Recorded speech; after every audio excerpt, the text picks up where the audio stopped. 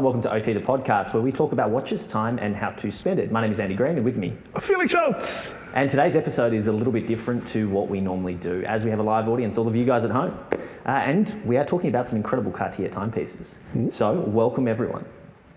And of course, everyone at home, I understand you've got some very delectable sounding packages to enjoy while you watch for the next half hour or so. So please dig in, have a drink, enjoy yourselves, and a little bit of an overview as to what we're getting ourselves in for. Yes. Tonight, we're looking at some of Cartier's icons from their traveling collection. Watches like the Tank, pieces from the Privé collection, and fine watchmaking, as well as the legendary Panther and its place in fine jewellery watchmaking. Felix, why Cartier? It's a question I've been asking all day. Well, Cartier's cool, but right now, they're just cooler than ever. What a brand to be involved with. I'm so excited. Yeah, exactly. And I think the story of Cartier, especially with watchmaking, you cannot say it without talking about the Tank.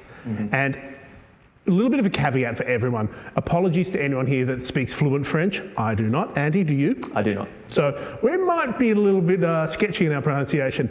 But before we get into the watches, I think we need to go back into a little bit of history and the inspiration for the Tank watch. As you might, guess from the name, it was inspired by an army tank.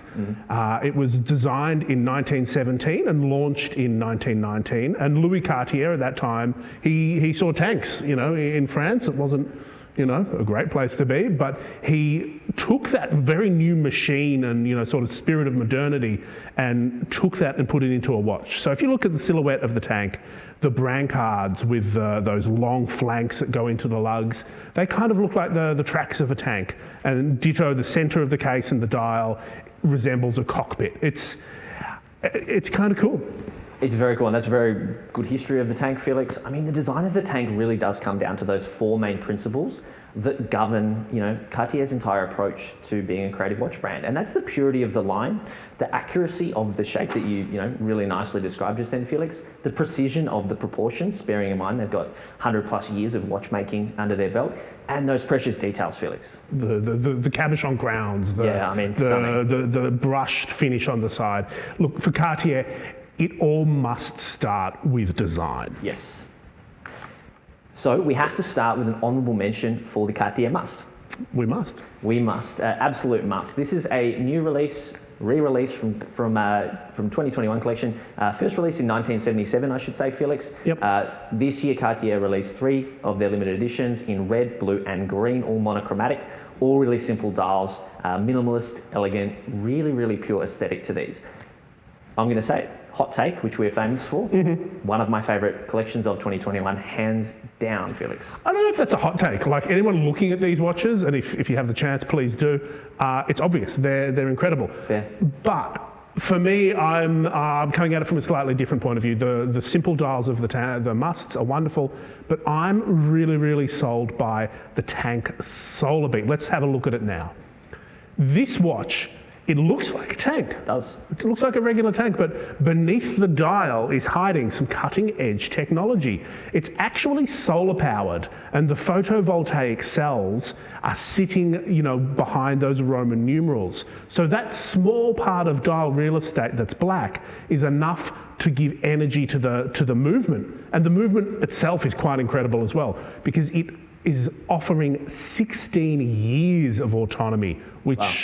Is very, very impressive. But Andy, the technology isn't the only reason why this is a cool watch. Yeah, Felix. So there is an option for the Solarbeat, which is 100% animal material free. It's actually a strap made from 40% apple. And look, we've tried these watches on. They are comfortable. They are elegant. The straps, I should say. Yep. And really, really a luxury feel. Like it doesn't compromise on anything, Felix. And it's really cool to see a brand like Cartier working actively to reduce their carbon footprint. Yeah, look, sustainability matters, I think. Definitely, and it also doesn't compromise on looks, despite being really, affordable. Yeah, absolutely. Now let's move into a different watch, and one that I've got very close to my heart, or should I say my wrist tonight. Lovely. Let's talk about the Tank Cintrée. Well, we've sort of mentioned that, obviously the Tank has a very long history, and it's their largest and most diverse collection. This one here, the Cintrée, originally debuted way back in 1926. Another really famous reference is the tank Louis Cartier from 1922. Such a pure expression of the brand's DNA. More recently, we've got sort of more robust models like the Américain from 1988, the Français from 1996, and the Anglaise from 2012. Yeah, Felix, what an icon. And even though the design is basically, the same to the untrained eye, it really is remarkable at how much the style has evolved with time. Cartier are really, really great at this. And that's why these tank watches have had so many famous, style icons, art icons that really don Cartier. And Like who, Andy? Like who? Andy Warhol. 15 minutes of cool. Amazing. Princess Diana. Sure. Princess Diana's watch on Meghan Markle on the cover of Time magazine. Yep, that's a really touching throwback. Yeah, very touching. Michelle Obama. Uh-huh. And one you have a particular affinity for. What are we talking about here? Well, Rami Malek, last night's Bond premiere. Oh yes, on the wrist, spotted. Saw it on the ground earlier today.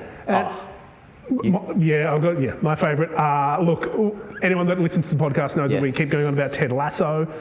If you watch season 2, you might notice that Rebecca from Ted Lasso, I think, is wearing a Tank Francais. She got an upgrade. Upgraded her wrist game. Yeah. All right, Felix. Well, let's move on to the Tank Louis Cartier. Let's do it. So Louis Cartier had a particular attachment to the tank, so he gave his name to this model in 1922. And it's not hyperbole to say it's been iconic ever since. 2021, we got 2 stunning, really classical interpretations of the watch in 2 colours. There's blue or the burgundy that we're looking at here. There's large case yellow gold and pink gold depending on the colour that really enhance the intensity of the dial. But what I think I like most about it is that the Roman numeral tracks that are so typically and elegantly Cartier, here they're really Art Deco. Yeah, stunning. I mean, Art Deco to the max, Felix. And I think the new tank collection is an innovative take on a classic design like we've seen, and it's exciting because it's going to bring a new generation of fans into the world of Cartier. And that doesn't sound like a bad thing at all. And I think we need to talk now about something that's a little bit more complicated, a little bit surprising. Let's have a look at the Tank Asymmetric. And look, we've gone on about it a bit now. The tank has an incredibly rich heritage. This is another great example. It originally was released as the Losange back in 1936.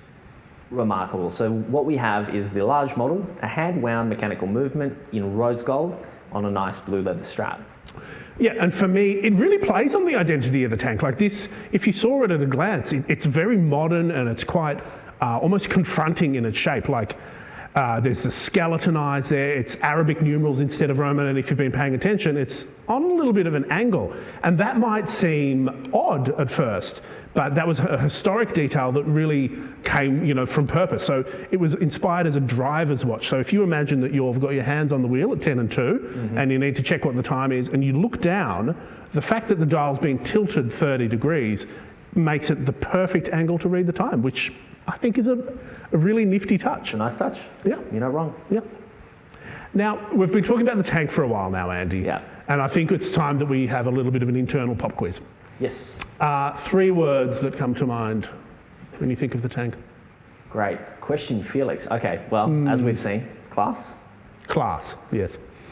Elegance. Sure, yeah. Pure. I'm kind of surprised you didn't throw rectangular in the mix, but that's okay. Good call. Good call. All right. Felix, we're on the topic of questions. People watching, don't forget to plug them in below. Oh, yeah. Great chat. Great chat. What are your key picks from the tanks that we've seen so far? It's hard to go past the musts, those 3 colourful ones, but I would feel rude stealing your baby. Yeah. I really, really like this one here that I'm borrowing, the Cintrée. It's that elongated curved case. I think it adds real 3-dimensionality, is that even a word, to the mix. And in a similar vein, I quite like the Tank Américain. It's not in the footage tonight, but again, get in touch with your local boutique and try one on. It's quite a sort of a bulky take on the classic design. Now, Andy, you're a stylish young man. As are you. Thank you. How should people wear the Tank? Is it only suit and tie situations? I mean, you can wear it up to the max in a tuxedo or in a suit, like we are. Smart casual, definitely. But if you look at these icons and absolute style icons from history, Felix, you'll see that it's a pretty casual watch, and that is, again, we're talking about watches that are over 100 years old, right? These are watches that have been refined and absolutely perfected over decades and decades and decades. So it makes for an experience that you can really get away with wearing, in most occasions that aren't, too extreme. It's made to be worn. Yeah. And that holds true with everything that Cartier craft. Of course, Cartier is a well-known jeweler, and watches have played an essential part in their story for over a century. And the Maison is one of the few that can claim genuine expertise in both categories. And of course, Cartier has been a household name for generations. And I think that's because they stick to their core DNA. They don't follow trends. And that's what makes the fact that they're so, they're trendier than ever now, even more interesting, Felix. Yeah. That, and they're really focused on their customers. Yeah, 100%. And Felix, this is where the Privé and fine watchmaking collection come into play. Okay, strap in. Okay, let's talk about Privé and fine watchmaking. But before we do, again, a little bit of a history lesson. We've got to talk about the legendary CPCP, which is, of course, Collection Privé Cartier Parade. It's a run of classic Cartier designs. It was released between 1998 and 2008. They were made with collectors in mind, and they showcased in-house movements. Really iconic stuff. Absolutely. That sort of segued from 2008 onwards into fine watchmaking, and that was Cartier really focusing on movements conceived, developed and assembled by the Maison, all under the vision of watchmaker Carol Forestier-Casapi. Andy, I've got another little impromptu pop quiz for you. Another pop quiz? Yeah. So, from 2008, fine watchmaking, how many movements do you think Cartier developed? Right, so 2008, 2021, I forget. Sure. 13 years, a couple of movements a year. Maximum's got to be 30. That's a conservative maximum, Andy. It's really? In fact over 51. Wow. Yeah. Impressive. That's truly indeed. Impressive. Yeah, and so from 2008, the fine watchmaking focus, that's evolved in 2015 to Privé, and that has emerged as the main collector-driven fine watchmaking family. That's where we see models like the Crash, the Tonno, the Cintrée, and we see the rise in prominence of iconic Cartier shapes. Privé explores the Maison's mythical models in numbered limited editions, and in a universe of watches that's dominated by circles, Cartier stands out because of the shapes: squares, rectangles, elongated ovals, and I think we need to talk about one of the coolest shapes of them all. Let's talk about the Crash. Okay, wow. We won't spend too long on this one, guys, but it still deserves a mention. We're talking about one of the rarest, most exclusive, and most curious Cartier fine watchmaking pieces, the Crash, as Felix mentioned. With a charming legacy to the name, it does represent true rarity and exclusivity in watches. Try Googling this model, try to find it. You're not going to, that's how rare it is.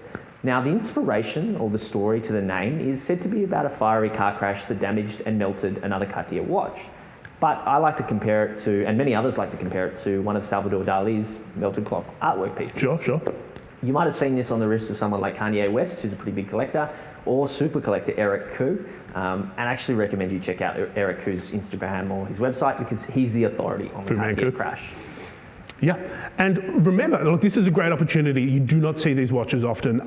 The traveling collection, if there's an invitation to go check one of these out, or get a bit closer to it, do it. If your Cartier boutique calls you and says they have a Crash in to look at, drop what you're doing and get down there, because it is a pretty once in a lifetime experience. And again, if you've got questions about it, please ask away, or any watches really. I mean, keep them coming. Yeah, keep them going. Okay. Andy, I've been sort of looking down at your wrist as we've been chatting, and I think we need to talk about what you're wearing.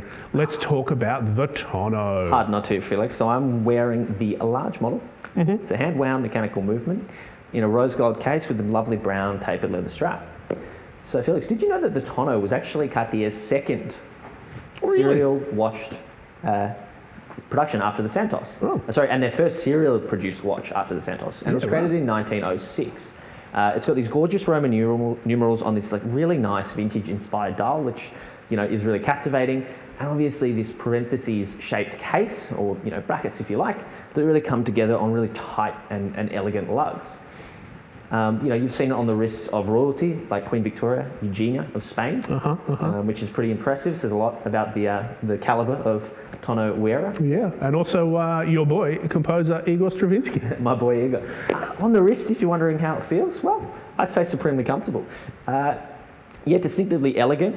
And a heap of character, I think mainly to the Roman numerals and that vintage dial. I really love the dial on this. It's for me, it's the shape. I mean, that sort of curvy shape. It's really unusual and hard to do. And on that, right, this is a 1906, I should say.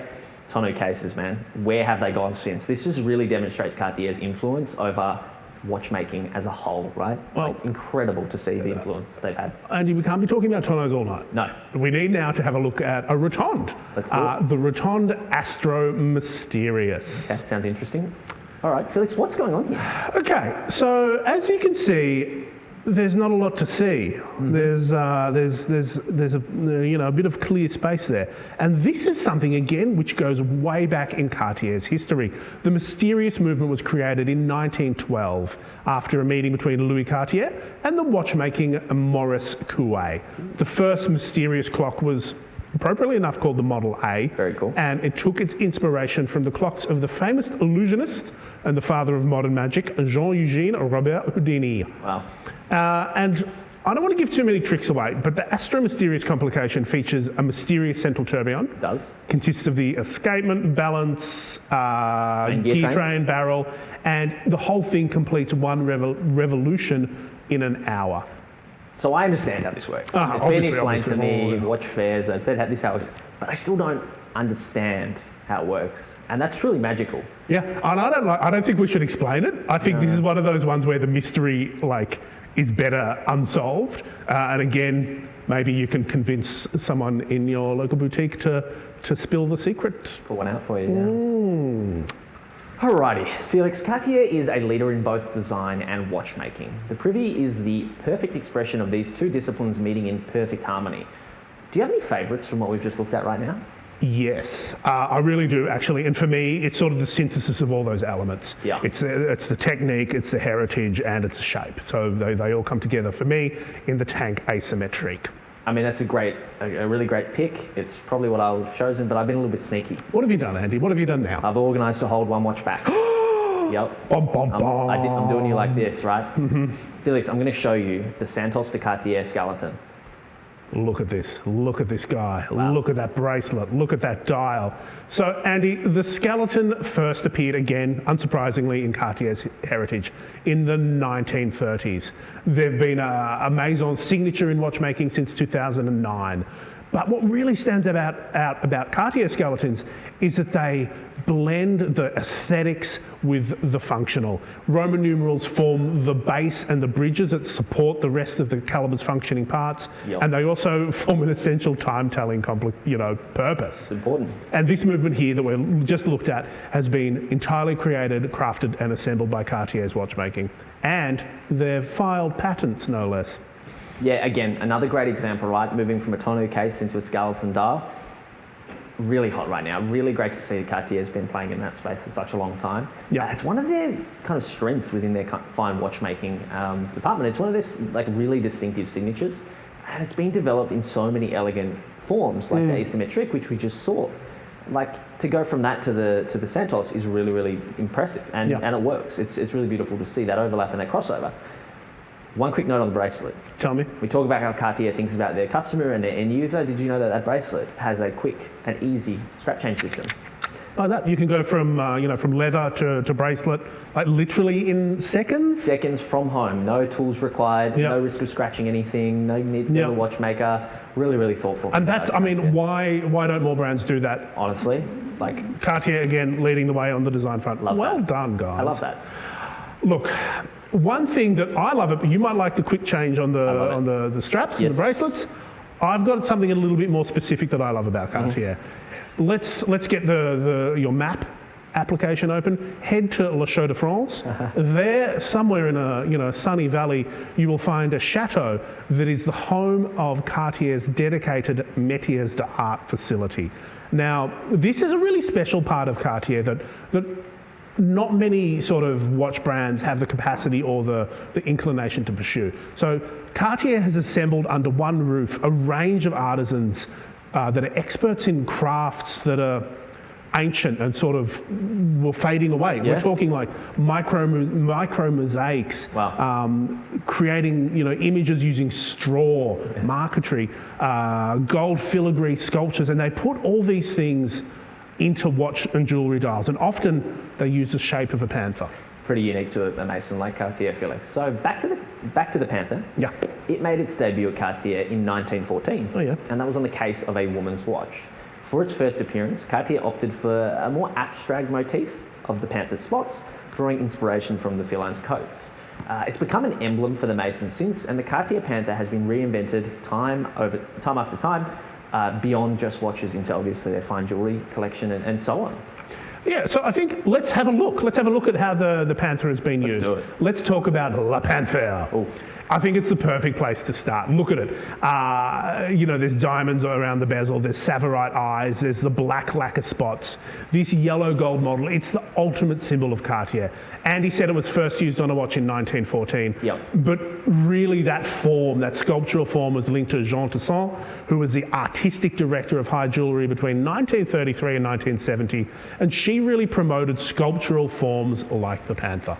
And her influence of over nearly 40 years is definitely very strong. The Panther is the spirit animal for the spirited, powerful woman. It's been worn by countless celebrities and royalties over the years. People like the Duchess of Windsor, Daisy Fellows, your favourite Nina Dwyer, and even Barbara Hutton.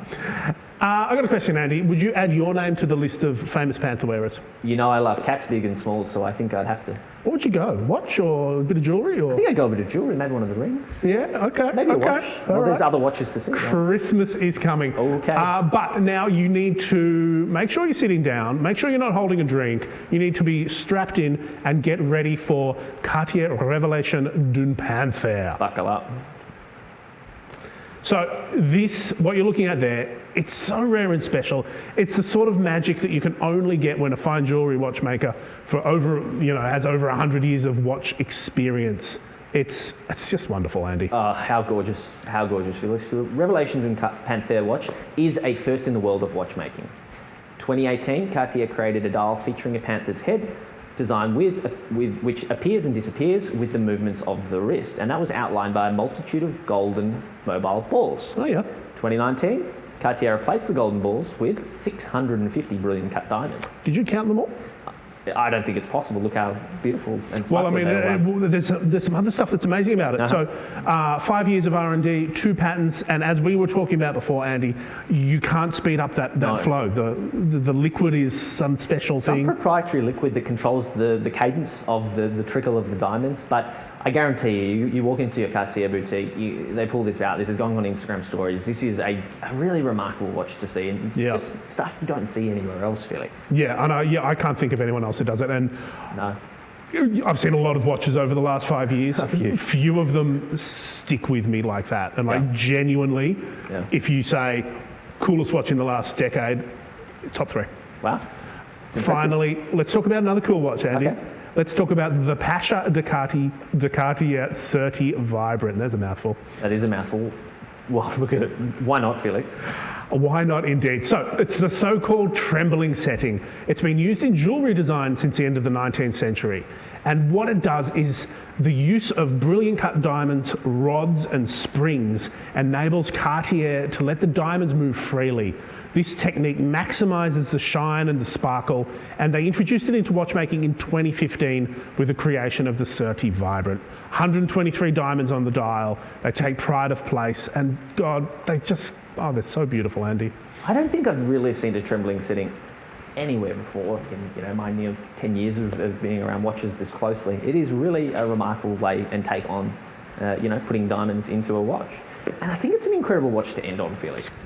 Hard to top? It is really hard to top, and it's a really great example of Cartier's mastery of technique and how it serves both design and beauty. Do you know what I like most about it? I mean, not diamonds excluded. What's that? It's technically a sports watch. Okay. So maybe I don't know what the water resistance is. What's the small? We'll see. Being cool. Being ice cold. Yeah.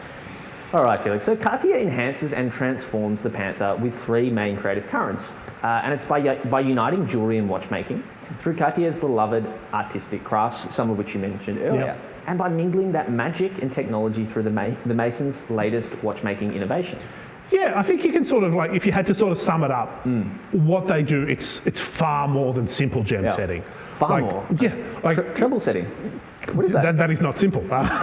If you need a patent, it's not simple. Yeah. So when you see how Cartier leverages their signature designs, their aesthetic and their watchmaking savoir-faire, it showcases how craftsmanship is behind every detail. But most importantly, and like as I've learned over a century, how it feels on the wrist and how it looks and feels in the hand. That's really what it comes down to for me, Andy. Yeah. I mean, and that brings us to the end of our presentation to you guys. We'll take a minute. We've got some questions that have come through. Keep sending them through. Yeah. So, all right, do you want to kick off with a question, Andy? I'll read the first one from Salil. G'day, looking sharp gentleman, a massive fan of the podcast. Thank you. I appreciate that. Keen to know if you've seen the new Santos Dumont XL number 19 and your first impressions. Have we seen the number 19? I haven't seen the number 19, but I'm a massive fan of the XL. I think I posted it to my Instagram a week ago.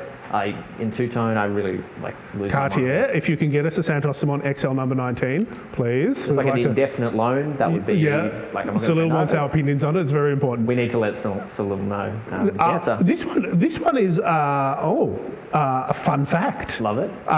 It's nicknamed the Dragonfly after one of Alberto Santos Dumont's flying machines because it was the most lightweight flying machine at the time.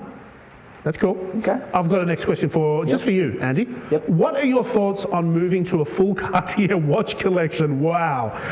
Tank Santos must. Boom. Do you like rectangular watches?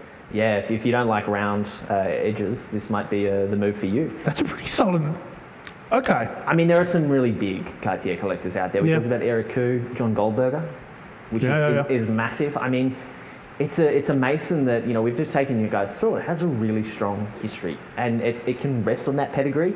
It's got the design, you don't have to worry about any designs going out of style or falling to a trend by the wayside. It's not going to be redundant anytime soon. So I think it's a pretty safe bet. Look, for me, I think this is a solid three-watch collection. Yeah. That is sports with the Santos, sports casual, more dressy with the Tank, the regular Tank, Bingo. and the Must if you can score one of those colourful ones. That's like your fun, feeling a bit weekendy sort of watch. It's a bit of a hot hype piece. And for me, what's really impressive. That's barely scratching the surface of Cartier, and already you've got a really well-rounded trio. Yeah, I reckon you can do it. All right, the next question I'll ask you, Felix. Do you think that wristwatches are obsolete in the era of smartwatches? What's the reason for it now? That's a really good question. So what's the reason for a watch now? There's two parts to that question. Do you think wristwatches are obsolete in the era of smartwatches? No. And you could argue, not in the sense of it being a connected watch, but the Tank Solarbeat is a very smart watch. Yeah, it's very smart. Technically, it's quite advanced, but they serve a different thing. A traditional connected watch is about notifications and it's about plugging you into the world. Fine watchmaking like Cartier, it's less about that. It's more about enjoying a slower pace of life, and it's about having a beautiful, a legitimate design icon on your wrist. My Kia Cerato moves me around, but maybe it doesn't move me quite in the same way as an air-cooled Porsche. Or you might really be into your Kia Cerato, which I know you are. It's very safe. You love it. Next comment, you guys need a TV show. Netflix, if you happen to be watching. Well, let's talk. DM us. Yep, sure. Question from Ross. Okay. Is the Tank Cintrée a skeletonized watch, or is it just one of the releases? This is a Tank Cintrée, and it is not skeletonized. But you can get it. There are skeletonized versions. One of my favorites, again, is see if you can have a look at it, is the Cintrée Jewel Time that actually has two movements, I believe. So 2 crowns for 2 times. Really, really classy stuff. And you can ask you a question? Yes. From Furman. Hello, Furman. Hello, Furman. Thoughts on the cloche? You know what? It was a watch that I had never really paid much attention to it. It just wasn't on my radar. It wasn't that I wasn't paying attention to it. I just didn't really know about it until earlier this year when I saw it. Yep.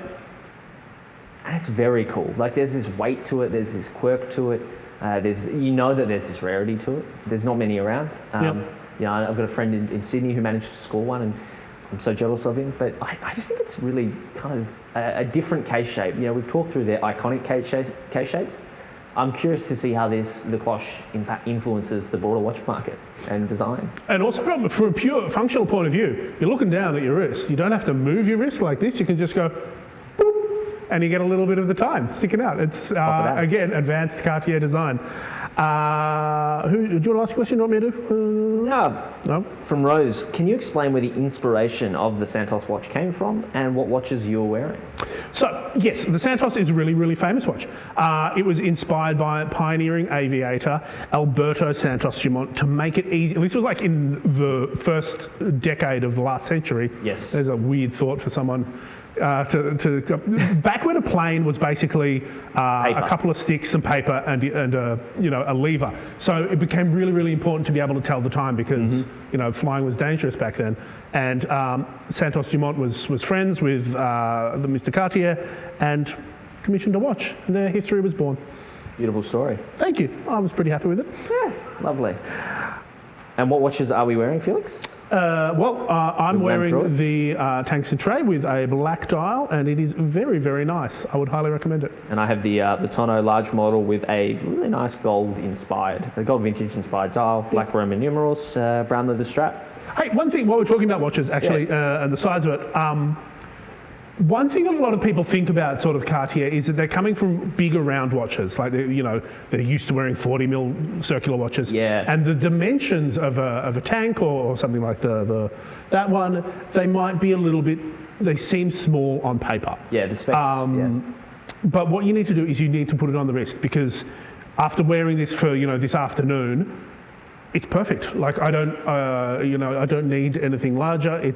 It does the job and it really feels at home, disturbingly so. I mean, and that's what 100 plus years of really fine watchmaking, and let's not glide over the fact of the jewelry, right? Like that is all about fit and feel. Yeah. Necklaces, earrings is what they take into account proportions and weight, and you do see this influence in watchmaking and vice versa. And that's why I think these watches are so comfortable, right? Like that's why if I'm wearing this and I go home and put on some shorts and a t-shirt, I'm going to leave it on because it feels comfortable. It's beautifully weighted. The proportions are, more or less perfect, definitely in the Tank collection. And they're also sized where you can get, maybe I like the large, maybe I like the extra large. You can just kind of get that same iconic design in a few different options. Yeah. Again, Cartier talking to the end user. And another question, and this is a very pertinent question.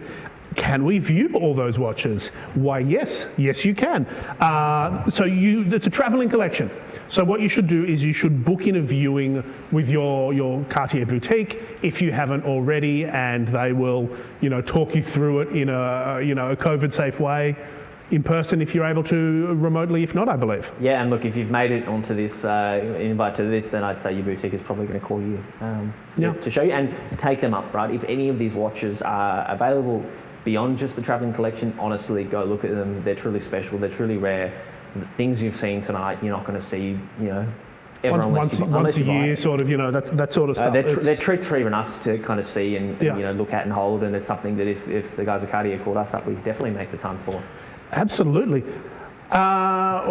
There's a question coming through live. Mid-type, all right. Oh, hang on, no pressure. No pressure from... Andy, a quick question for you. Yep. The OT credit card stretches to one Cartier purchase available to buy now, so you can't commission anything. Okay, so I can't commission a special order or a crash? No. You have to be able to walk in and slap it down. Probably that Dumont XL, the golden steel. I just really, that watch struck me. It's, I'm turning 30. Golden steel. We haven't even talked about, Cartier has a wonderful place in the history of golden steel. The Must was such an iconic thing in the 70s through to the 80s, and then the Santos. The Santos is almost as famous for the bracelet, that gold and steel bracelet as it is a shape, and that's something we should have talked more about. Honestly. That in full gold, the Santos with the full. Okay, we're going up. All right. Is that on the credit card will stretch to that? Oh, here's another one. The question has come through. Gents, great presentation. Thank you. Just want to ask, who can wear a Cartier? I mean, I've dropped so many names throughout this presentation. I think the most stylish people in the world have worn it. Mick Jagger, Ralph Lauren. Sure. We didn't even mention Ralph Lauren. Like, frequently wearing a Cartier, mostly a Tank, sometimes a Santos. Like, it's timeless, right? It's timeless elegance. When I think about watches personally that I'm buying, I look for something that is going to not age with me, right? It's going to grow old with me. So do I have to be like a famous menswear designer or modern musical legend to be able to enjoy my Cartier Tank? Is that what you're saying? No, and like we've talked through pieces that obviously, with the treble diamond settings that are, quite expensive, but there's also very affordable stuff that we've looked at as well. Yeah. Beautiful timepieces like the Must, like the Solarbeat. It's really, there is access at a kind of lower level to this beautiful world of Cartier, and then you make your way up, right? So you start off with a Tank, and then you kind of end up with steel and gold, and then full gold, and then maybe you're looking at a Crash. Then put some diamonds on it. Maybe, you start following Eric Koo and every Cartier he posts you want to buy. Yeah. But I think it's for everyone. Like, the proportions are there. There's no Cartier that's going to be too big for you. Like, they do think about that. And look, men and women, young and old, I think it's a bit old hat to sort of say that it is an icon, that it is timeless, but it genuinely is. Like, in the same way that a good blazer never goes out of style, a Tank never goes out of style. So anyone can wear a Tank, I think. Yeah, I mean, it's a navy blazer, right? Bradley, thank you for the question. Do you believe you have seen an increase in popularity in the Cartier brand / watches of recently? He's not saying that the watches haven't been up there in popularity for years. Well, obviously, I mean, his designs are 100 plus years old. Yeah. I think, honestly, the profile has definitely just rocketed this year for Cartier. I mean, their collection, it's one of my favorite as a whole cohesive collection that I've seen release. Yeah. It's really strong. There are so many great watches from it. I mean, the Must, truly, the red, blue and green monochromatic look to those is just stunning. I just regret when they showed us like a couple of months ago not putting an order in, because now it's, too late. I would say that they're really, I know what you're saying, and I think it's because they're increasingly focused. Yeah. The stories they're telling and what they're showing, it's really clear, and I think that translates to excitement around it. Like, I was writing an article the other day on the Must, and I got down a rabbit hole of like the original 1970s pieces, and it was a whole sort of line of products. And Elton John was wearing, in I'm Still Standing, is wearing Must glasses. Like, oh my God, yes, how good.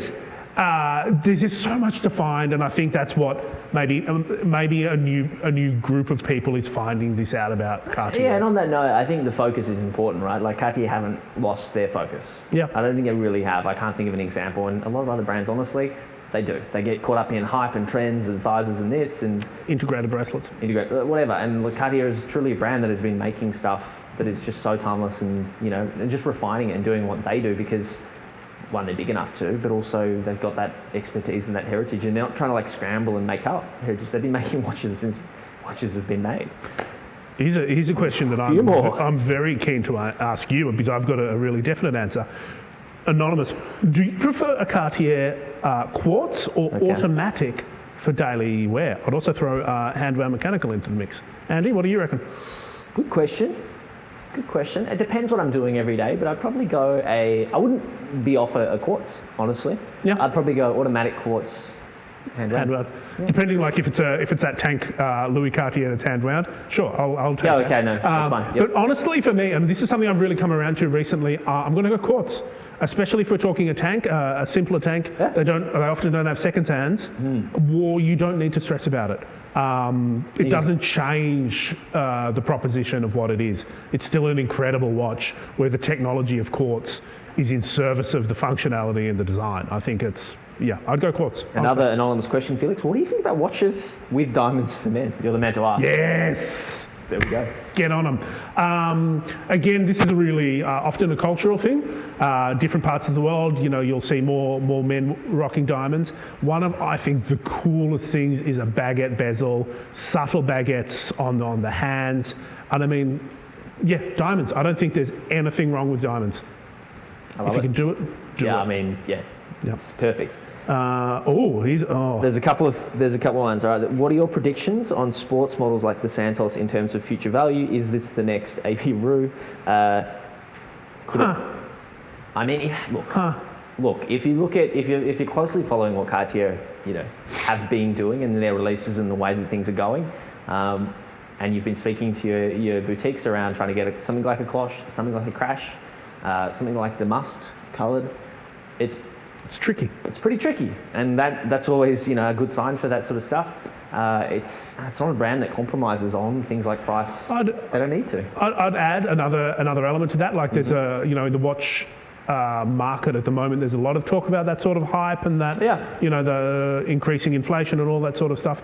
Cartier has always been there, and they have always performed really, really strongly. Regardless. They've had a core of loyal collectors, like we're talking decades and decades, that have recognised the value of Cartier's fine watchmaking, and that hasn't changed, except more people are waking up to that fact. So. Yeah, and vintage. I can't speak for the sports. Like this is more those fine designs. Like the Crash has always been an exceptionally special watch. Yeah, I mean, and I always look to vintage models to kind of see what's happening because that's what tends to pick up first. Again, John Goldberger, look him up, look at what he posts. Yeah. Then go Google it, and get an indication of like what is happening with that and the pre-owned and not pre-owned, the vintage models, I should say, which are really beautiful. Felix. Yes. Legends. That's us. Did Cartier ever release any limited edition watches? It seems to be a trend amongst a lot of the big players. Yep, 100%. So two particular answers. Definitely limited edition, and I think also limited production. Like something like we just talked about the Crash. Yep. That's a limited production piece because, and especially when you talk about high jewelry and the finer, more complicated stuff, they're not making, lots of these a year, like very small quantities. So limited in that sense. But yes, Cartier also do limited editions in terms of one of X100. I like this. Jono, congrats on the cloche. Can I wear my cloche with a t-shirt on? That's a challenge to you. You 100% can. You 100% can. And I want to see like a fit pic of a cloche with like a t-shirt. Yeah, at the gym? Not at the gym. Okay, no. There's enough weight in that beautiful gold case, but I want to see that fit pic because I think a t-shirt, jeans, some slacks or something would just be like absolutely stunning. Here's another great question. Yep. Well done, guys. For someone who doesn't own a Cartier, what would you recommend would be a great or good piece to start with? Let's both do one. Let's both do two if you can. Santos Dumont. And? Another one? Yep, I'm making it hard for you. Ooh, Santos Dumont. What else? Probably the Solarbeat, if I'm honest. Yeah, okay. It's a really cool and interesting way into Cartier. Yeah, I'll say definitely a tank. Yep. Any tank, like, take your pick. And if you're just getting into Cartier, like maybe, I reckon a shape. Go a wild shape. Like, I think that's where they're sort of, that's what they're all about. But honestly, though, like we don't know the individual circumstances of what whoever wrote this in is anonymous. We don't know your kind of style and your taste. But I think that if you've been watching the whole time, you'll know by now that there's something for everyone, and it really comes down to what you want to express from your personality. Play with shapes. I'd say if you want to get into Cartier, play with shapes. Yeah, express yourself. Yep. Cool. I think that's it for questions. And I think that's it for time. Okay. Felix. Yes. Thank you for joining me. Thank you all for tuning in. It's been absolutely a treat for us to be here, so thank you to Cartier. I'd also say, thank you for your questions. Sorry we don't have time to answer them all. Yes. If you want to get more in-depth things, you can, always try and get in touch with us. It's not that hard. But I would recommend reaching out to a Cartier ambassador or, hit up Cartier on Instagram and they're pretty responsive there too. Don't forget to check out the travelling collection. Yes. It's amazing. And if you like Felix and I, we won't be offended if you don't, but please check out our podcast, OT the Podcast. Follow ot.podcast on Instagram. And we'll keep chatting. That's incredible. Thank you so much for, spending a Thursday evening with us. I hope you've enjoyed yourselves and learned something. See you next time. See you guys.